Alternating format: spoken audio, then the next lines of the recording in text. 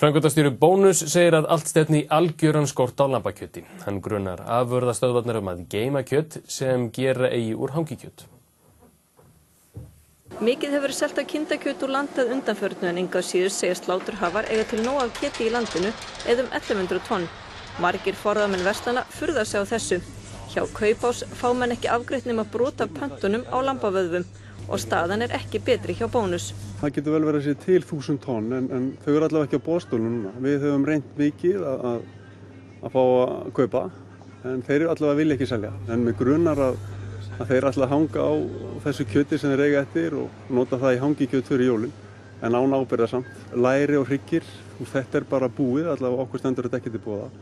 Og það alveg pottþétt að það verður skortur á þessum vinsælu hlutum núna á næstu viku. Svo hefur maður heyrt af því að fallþunginn á dilkónum sé ekki ásættanlegur núna og ég hef heyrt af því að bændur ætli að hanga eins lengi á því og þeir geti, þannig að það verður slátrun mun hefjast seinna, hef ég heyrt. Guðmundur segir að framboðið af kjúkling og svínakjöti sé ekkert of mikið.